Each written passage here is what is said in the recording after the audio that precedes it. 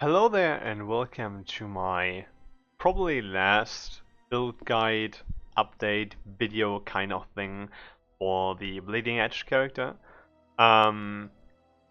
Disclaimer first, I will have a few more videos out around the time that this video will go online, where I will explain how ailments work in this game, how you can provide most of them with certain abilities, how like crafting works and other stuff regarding Wilson, because I will not play this game for quite some time because the PoE League is around the corner. It will start in about 3 weeks from now, and I'm going to prepare, of course, try speed running to decrease the time I take to finish the acts from, like, I think it was like 6 or 7 hours down to about maybe 4 or 5. That should be my goal and stuff like that, but that's for another video. For this, there will be timestamps in the description. There will also be other stuff in the description that I cannot say as of yet, because I'm still recording this video and I don't know what I'm going to include in there. But there will be timestamps, and there will also be numerous amounts of skill trees. I think there will be 3, maybe even 4. And I also try to include what we already know regarding the patch notes, as of the ones I've seen so far, but I don't know the final notes when this video comes out, so please adjust accordingly to the patch notes. Before we do anything, I will again showcase how this build performs. We will choose 187 Expedition for that, and you can also just use any mods because it doesn't really matter what we're choosing, because nothing really bothers us anyway.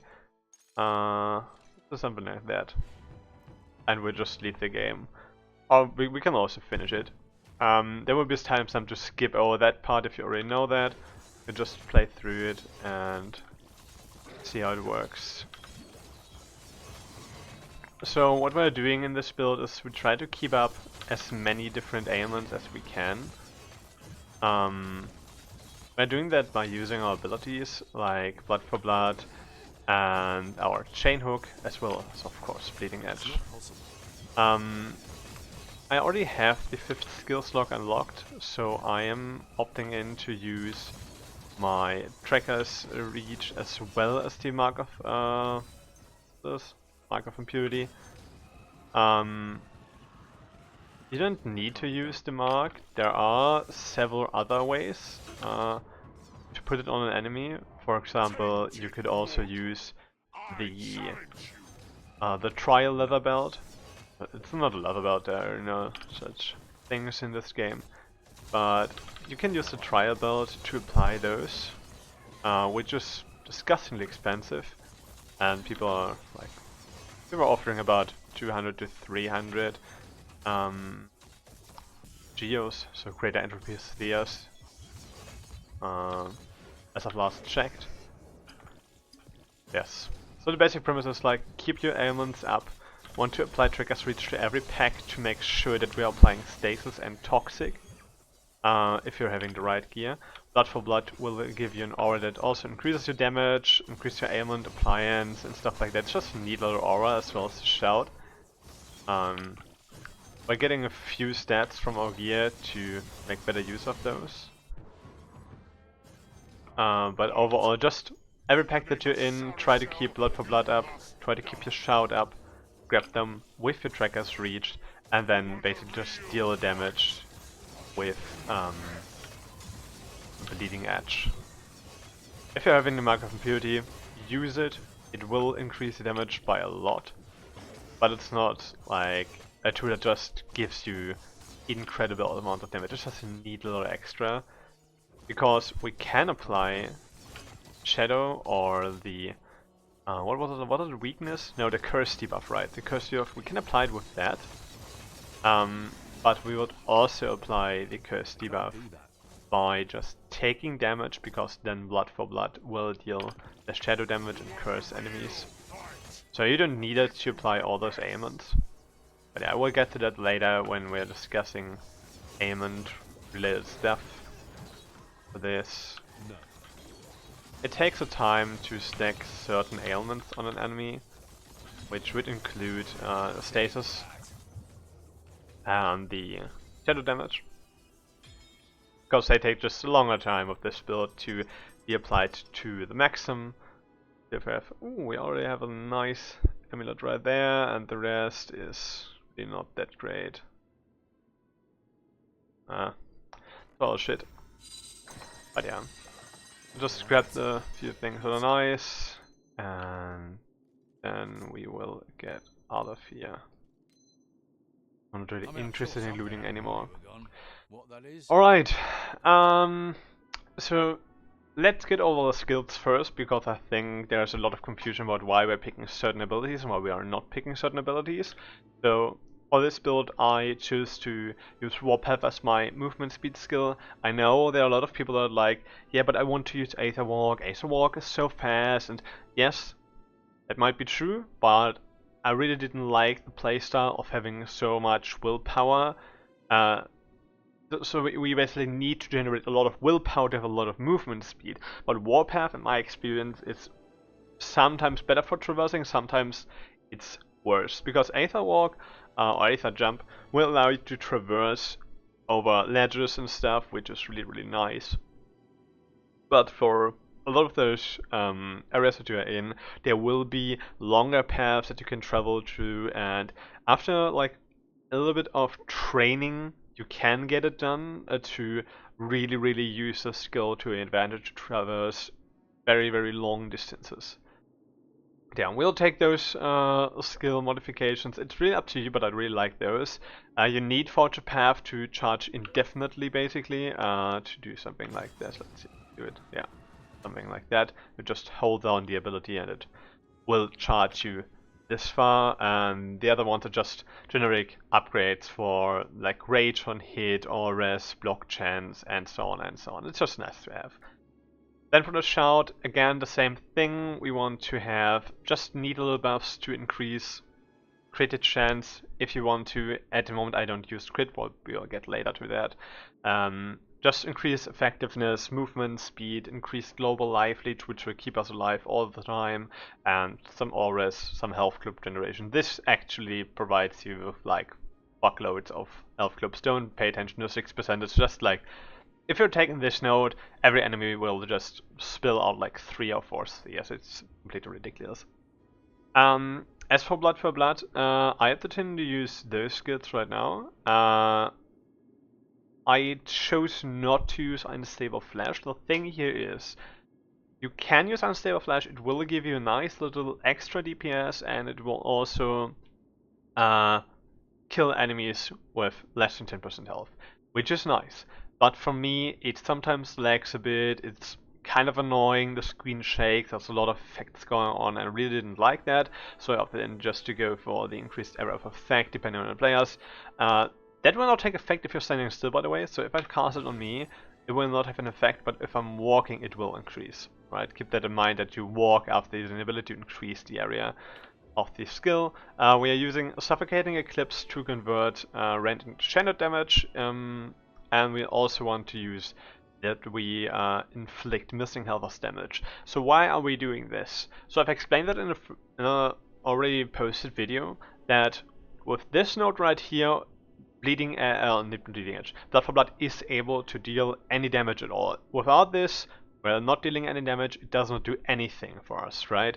But this would technically allow it to deal damage. It's not dealing anything right now because we haven't lost any health, which this skill modification really needs, alright? So it's not really doing anything right now, but if we would take damage, we would inflict shadow damage to the enemies.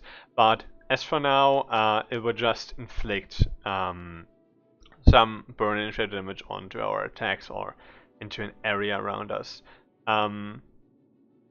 It will be an area of effect after that, basically. So yeah, that's basically it. That's what's called Blood for Blood. If we are hurt, we hurt enemies.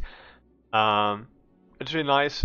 You can take this out if you're not feeling confident about applying all your things and you already have the Mark of Impurity, and you can just choose anything else. For example, like you could use the attack on spellcast speed, that will greatly increase the speed at which you can pump out your bleeding edge cast, which is also really nice.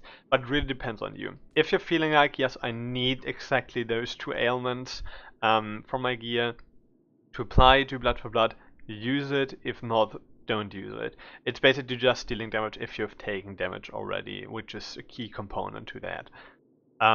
Adios. I would recommend this, but you can choose whatever you want. Just keep in mind that this can apply curse then. Without this rune, it cannot apply curse by itself, and you need to have the 5th skill slot for Mark of Impurity or have the trial belt. Either of those is fine, and you can choose anything else. Really, doesn't really matter that much. Also, we use this to follow the target. The important thing here is, if I'm targeting myself or nothing at all, it will target me. But if I target an enemy, it will target the enemy. So if I just hover my mouse anything like right here, it will still target me. Alright, keep that in mind. That's what I'm doing all the time. Just targeting anywhere where no enemy is, and then just auto-target me, which is what we want. You can still apply it multiple times to yourself or to an enemy or whatever you want to do. But yeah, just keep that in mind. Right. Then, for the nicest skill of all in this setup, it's Tracker's Reach. Big thanks to, his YouTube name was Nicky in the comment of the last video. He pointed out that we can just take this node, and this will allow us to deal damage with Tracker's Reach, which is important because you cannot apply an ailment to an enemy if you're not dealing damage to it. That's why we're choosing this. And also don't be fooled by the ailment stun chance. It's not actually an ailment. It's, I mean it is, but it's the same as freeze, or freeze chance, freeze or ice damage on your gear. It doesn't do anything for us. It is still considered an ailment though, alright? Keep that in mind. So that's why we also want to avoid freeze or ice damage on our gear. But later to that, but just avoid this. It will not help you in any way, so we're choosing this skill combination. I found this to be the most profitable for us overall. Just pull enemies in from all directions. This is what the chains around me are. And then obviously we want to apply stasis. We want to do damage, that we can even apply stasis. And then we get into the poison ailment, which I will get into a second when I'm showcasing my gear. The rest is just cooldown reaction and some range. Not rage. And for the bleeding edge, it will be this combination. And yes, you can swap out the area for the projectile speed, but in my opinion, personally, I like the area if you want to deal even more damage and really feel like you're lacking damage and really need it. But to be honest, if that's the case, you're doing something terribly wrong and you should rewatch the entire video. You can take the projectile speed. There will be changes to this ability in the next patch that will hit in a few days. I cannot yet say what it does, and I will not be able to, so keep that in mind, that you might need to choose the protective speed after that patch hits if you're really feeling like you're lacking damage. That will be the patch after version 1040, so probably the 105 patch or something like that. Keep that in mind. And if you're opting to use the Mark of Impurity, as for now, I chose this skill combination to inflict 10 stacks of curse with each cast, which will get doubled to 20, or I think 22 in my case, but we'll get that later again. And also guild by association to just spread it once you've killed any enemy that is applied with your Mark of Impurity. Also keep in mind that you can stack this Mark of Impurity with your Trial Blood to get double the effectiveness of it. But yeah. That's all for the skills for right now. I've showcased how to use them, so let's just jump into the gear before I'm going over the skill tree. There are a few things to consider. First of all, I would really recommend right now the Shadow Call Unique Ring. It is not needed. It's not that expensive. I think you can get it for like, I think 3 geos. That's the greater entry orb thingy. Yes, let me just guess them. That's those things here. And also don't bring up, I didn't dupe them, I traded for them. You can find people to trade for in the official walls in Discord. There's a trade channel there where you can change items with other people, and I changed or traded a lot of my legendary items that I found in higher levels with them. But yeah, we want to get the Shadow Core Unique Ring on one slot. For the belt, I as of now just chose O'Malley's Lucky Belt because I don't need anything else. But if you want to use anything else in this build or the trial belt, you should look out for items like this, for example, that has physical and toxic. Because we don't want any rand damage on our gear, right? Like, except the weapon, but we don't want anything on our accessory slot, on the 3 remaining ones, except the ring slot. Obviously, sorry for that. The other option would be something like the 2 element stacks. If you have rand damage on a belt like this, keep in mind that it should keep all the other element stuff on your rings and amulets higher than this one to not be affected by it. We'll get to that later, and also in the ailment video.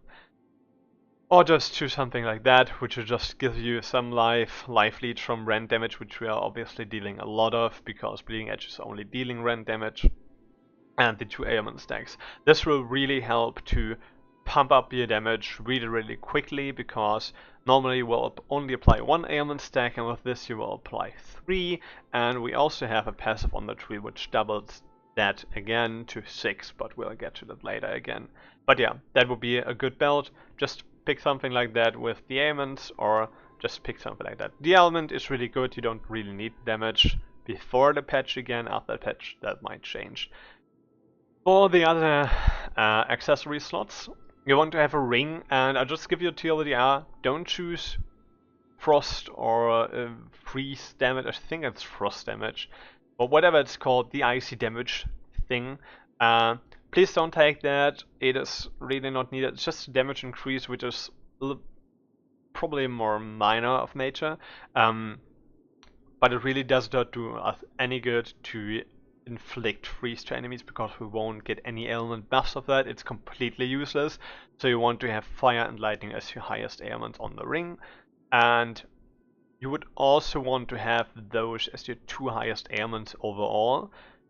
I will get to why later, but try to have the average number of those 2 damage skills, so that's 17 plus 28 for fire divided by 2, that will be the average damage for fire, and 22 plus 32 for lightning. In this specific case for a ring, try to keep those as your highest over everything else, alright? That includes the damage that you get from your necklace as well as from your belt. For me right now, my necklace is providing a very low amount of toxic damage, and physical does not affect us at all. It really doesn't matter for us. But the toxic damage should be lower than the other damage types on your ring to be able to still have the highest ailment being fire and lightning on your ring slot. Alright? That's the TLDR I can give you. It's really not that complicated, but I will get to why we're doing this in my ailment video later. But please try to get fire and lightning on your second ring as the highest ailments, and that those numbers should be higher than your amulet and your belt combined if you're having anything on here that is rend or poison. Alright? Those should not be as high as this.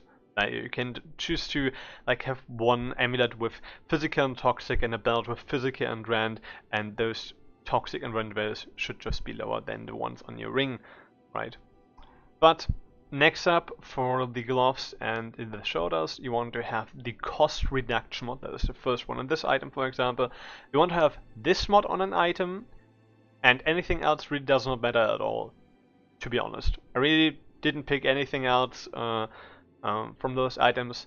I would recommend using bruiser items here, and heavy items for the helmet and chest slot to get maximum profit. Right now I was lucky to get those items, that's why I'm using those bruiser types, but normally would like to have items like this, that is a heavy helmet, or items like this as a heavy chest piece, but right now, as you can see, my other pieces are providing me with more bonuses overall. But yeah, try to get the mod that reduces rage and willpower cost. It is really important to get this. Please get this on the item, and everything else after that. Everything else means you can get crit hit chance score, you can get the attack speed chance score, you can get the status ailment chance score, which I have right here, the status ailment chance score right there. Resource gen is not really necessary, the all rest and health is nice, but again not really needed. Or attributes like toughness, agility is also not really needed. But please get rage and willpower cost reduction, everything else is secondary on those. If you want to have percent damage, like I have on this item, material damage is slightly better than the percent damage, and percent damage is slightly better than the occult damage.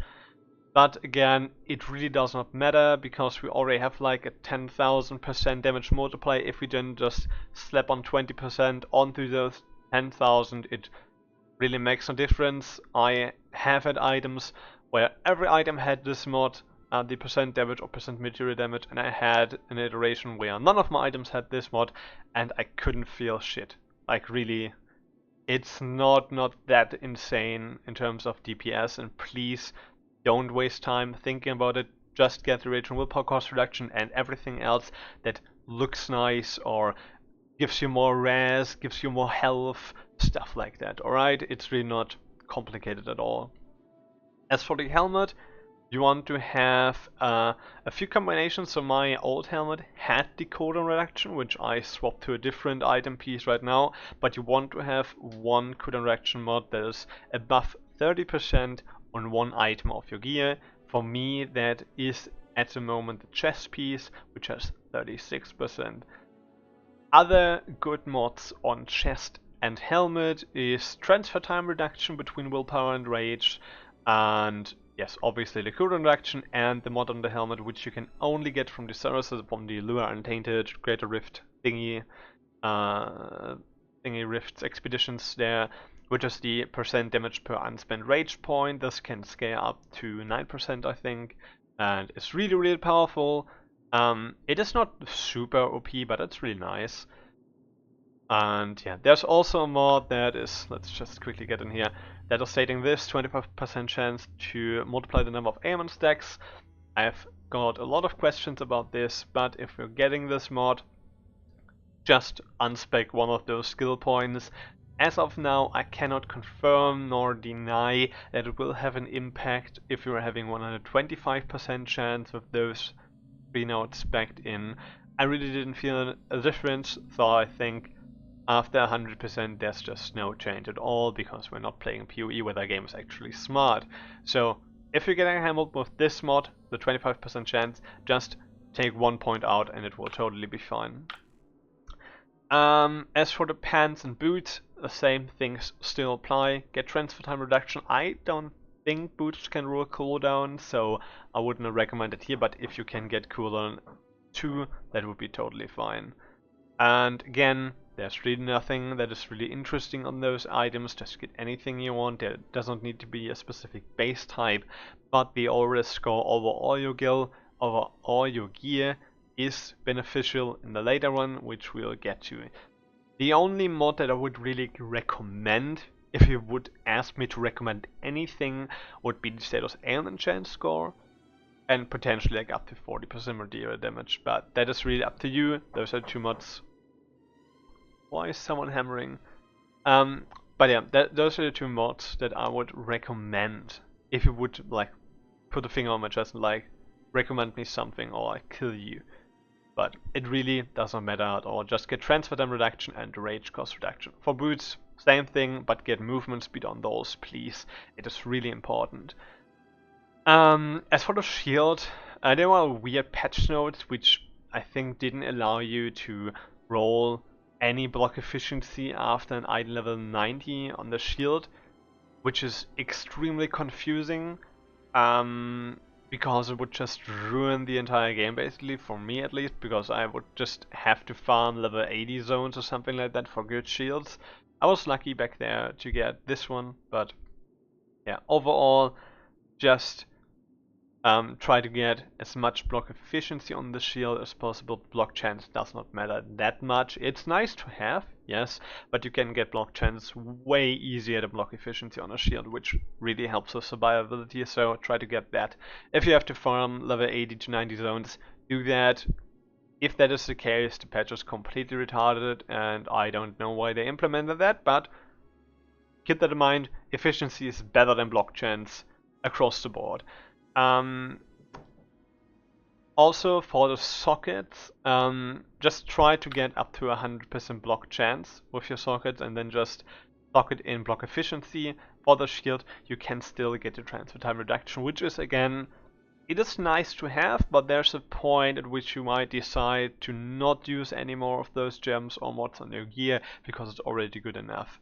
But yeah, try to get the block efficiency as high as possible, which is kept at 75%. The block chance is kept at 100%, obviously. And I have like 102% at the moment, that's why we are at exactly 100. You should aim to have at least like 90% block chance on an eye, or overall truly feel the benefits of the block chance. I would highly recommend getting 100% if possible. And yeah, then probably the most important part and the most like controversial, because I know a lot of people are extremely confused when it comes to weapons. So I will give you a TLDR here because I'm answering those questions like every 2 minutes on my stream when I'm playing Wilson, right? It does not matter what the fuck your damage type on the weapon is. It has completely no effect onto your gameplay whatsoever. Just try to get the highest total damage number that is humanly possible, alright? It does not matter. Just get the highest total damage and you're completely fine. It doesn't matter if it's material, it doesn't matter if it's elemental or occult damage. There are a few restrictions here, but to get the maximum DPS out of your bleeding edge, just get as high of a total damage as possible. Alright?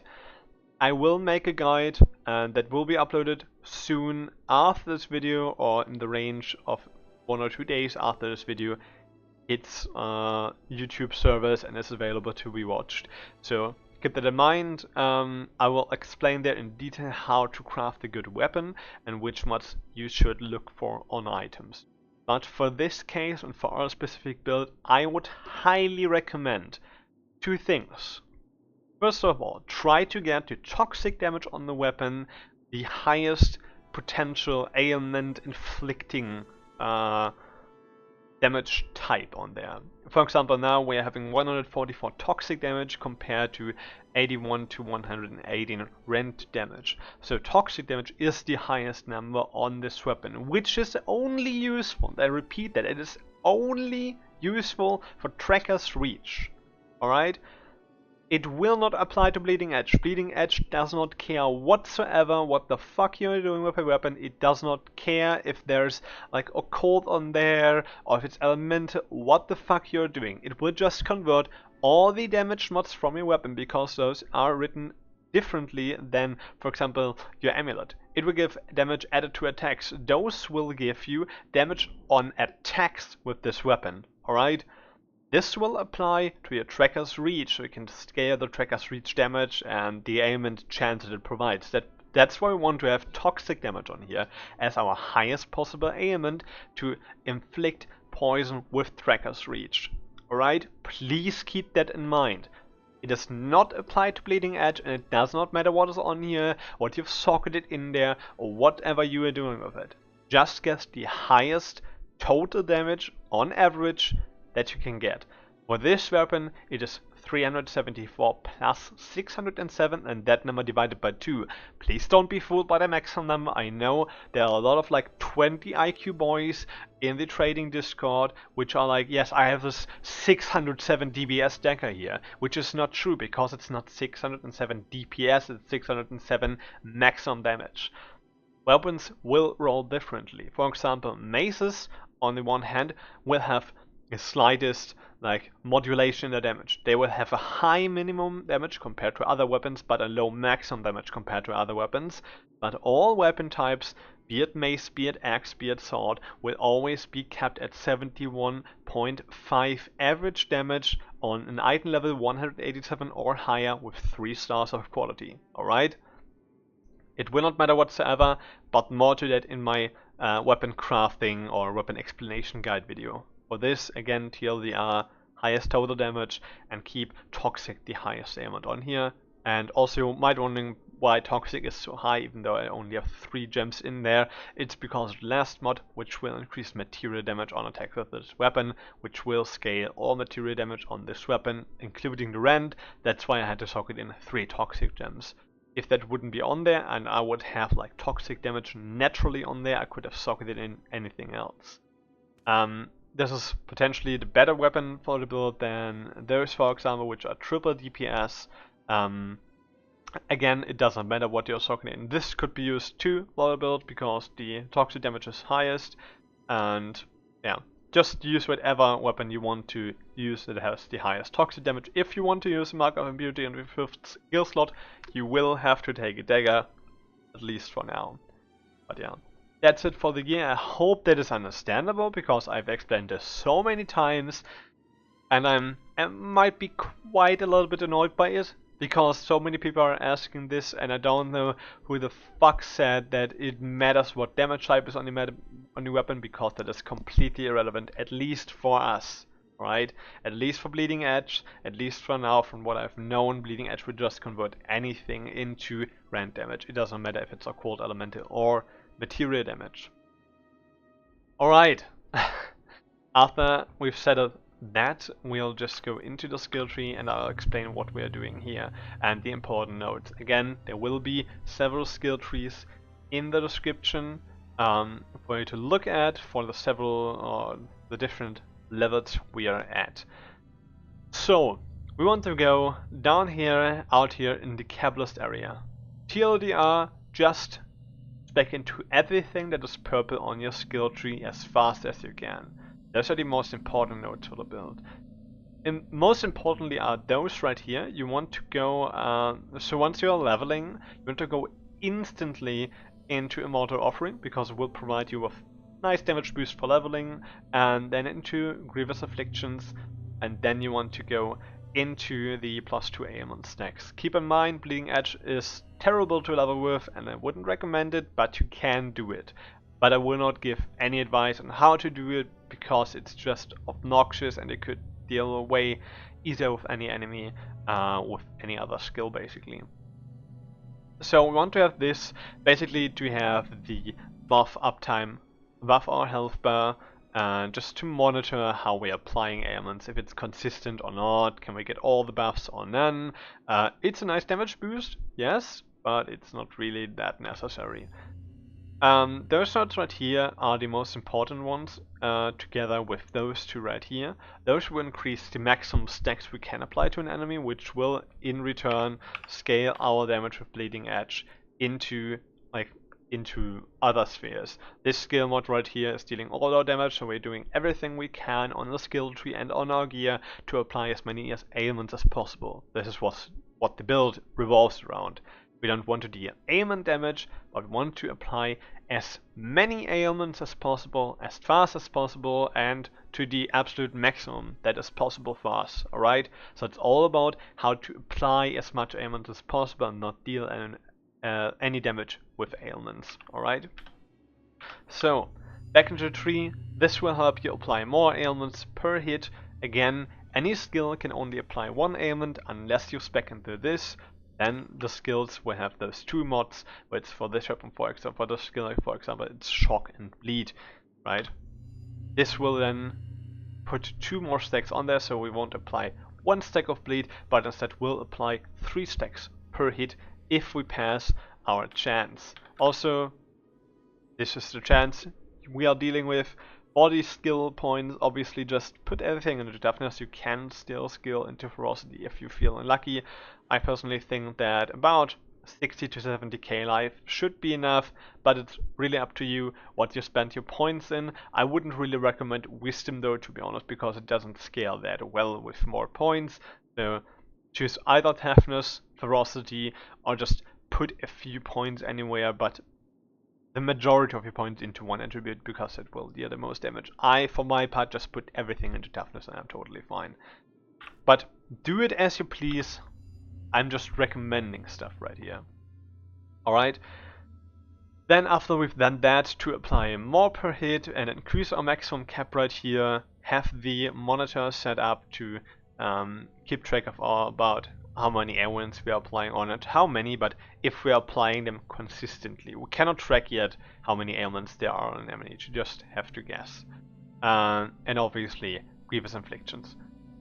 Then Power of the First Man would just double the number of ailments you're applying to an enemy with a 100% chance, so that would mean that if we have Insidious Decay right here, we would apply 3 stacks of bleed with Bleeding Edge, for example, and this then would just get doubled. That's why the 2 ailment belt items are really nice to have, because then we won't apply 3 or rather 6, but would apply 5 or rather 10 per hit, right? That's why it's so nice, and that's why it's so helpful to have belts or items like these.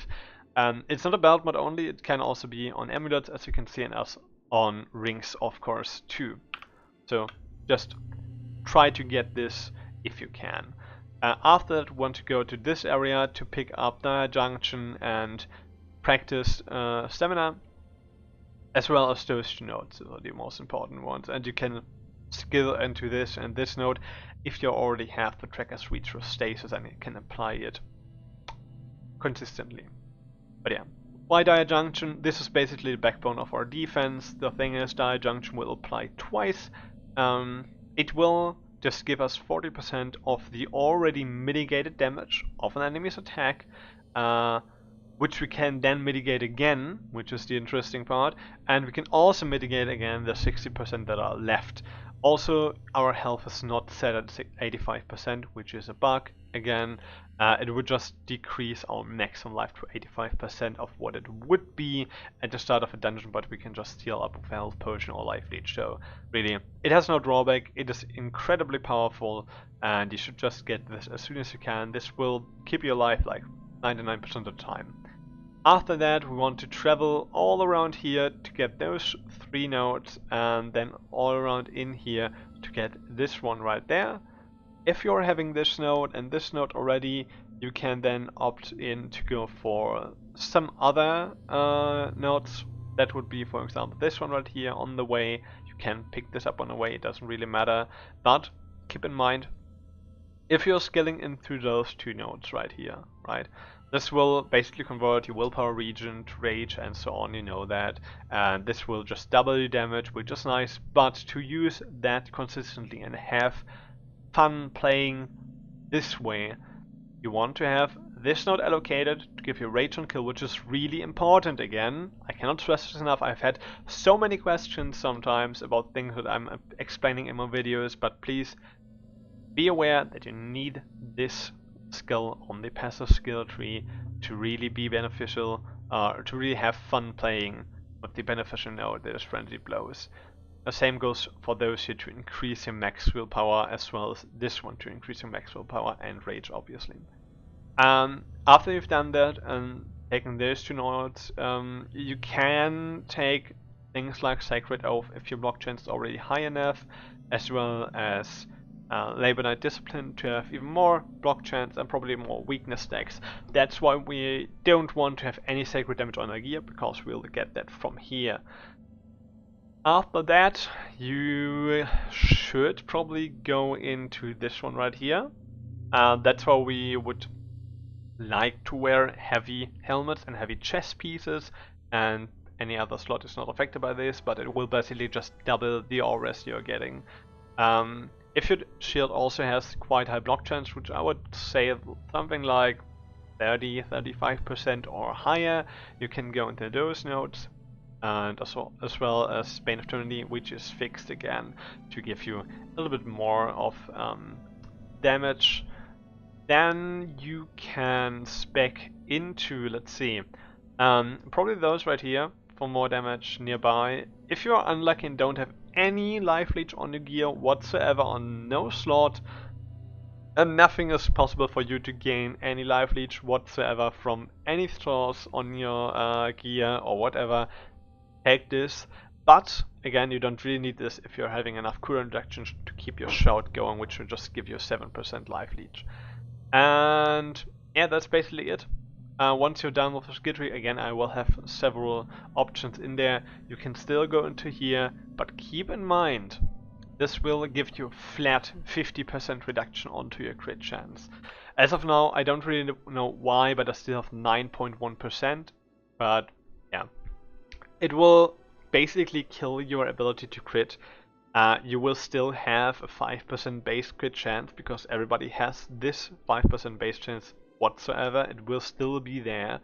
You can still crit, but Retaliator is only useful if you have really high percent physical resistance, because it will not scale off the amount that is standing here, but it will scale off the percentage, which is for me about 70%, right?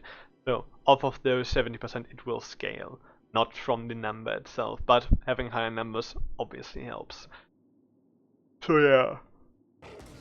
Normally we could increase this with our shout, but it does not apply. Why? I don't know, but it's a little bit buggy, but try just to get this if you have some points to spare. It's nice to have if you're not going crit. If you want to go crit, just spec into either the cooldown direction or the movement speed and go over here to get the wild card, which can really help your crit chance. It's quite nice to have. But yeah, that's the skill tree. After the final version you can do whatever you want, and you can also modify things if you're feeling lucky, but I would recommend the skill tree. You could potentially spec out of those 4 nodes right here and just go into anything else that is like beneficial to you and you're feeling lucky with those nodes, or just having fun playing with them. But again, this is what I recommend as for the skill tree. Alright, and I think that is all according to the skill tree. Please watch my old video where I've explained some stuff. If there are any more questions regarding how to deal any damage with the skill tree or this build, I will try to keep up with the comments here on YouTube. I always try to answer every single question that's posted there. You can see that on my older videos. I'm answering everything there is. But that will be the last guide for now for Warzone, because as of now the end game is really boring. There's a lot that's buggy, like for example this effect right here is just buggy because I don't know why. There are so many bugs that are mildly infuriating. It is playable. I have like, let's see, I have like 127 hours in this game, so I'm totally fine with this game as it is, but the endgame content is a little bit boring. There's not much to do after you're hitting max expedition level. Leveling is disgustingly slow, and there are just a lot of problems, like half the skill tree is not working. You cannot play mage, you cannot play bow builds or whatever. Everybody's just scaling with ailments. It's basically the same build all over the place. Fuck, I hate that. But yeah, that's like mildly annoying, and I will go back to PvE soon because the season starts. If you want to see more in the future about Warzone, potentially, just hit the subscribe button. It would really help me out doing more content. But in the following weeks, or for anybody in the future, there will already be those videos available. There will be a lot more PvE related stuff in terms of guides, tips and tricks for the league start, how I'm making money in the game, and so on. I will decide on what to do this time, but we'll obviously cover anything regarding patch notes. Also keep in mind that this channel and or this Twitch stream of mine, which is twitch.tv/saltydane, of course, which is normally in German. I will answer questions in English, and I'm doing these guides in English to just have not a wider audience or target audience or whatever, but I just want to provide my build guides to as many people as possible. That's why I'm doing these in English and not in German only. So yeah, feel free to hit the subscribe button if you want to be informed about new guides. I will try to make those in English according to the resonance I'm getting from my Twitch chat and people wanting to have my builds. But yeah, as of now, this is me signing off. If you have any more questions, post them in the comments. I try to answer them. There will be links to my Twitch and my Discord. The Discord is basically just time of alarm zone or something that would just inform me when I'm going live. I'm just chatting there here and there about stuff and things and discussing some games things in there in the general chat. But yeah, that's it for me. I hope you have a wonderful day and your life's good, the build will help you and it's not getting nerfed so hard in the next patch. And yeah, have a good time. Until then, bye bye.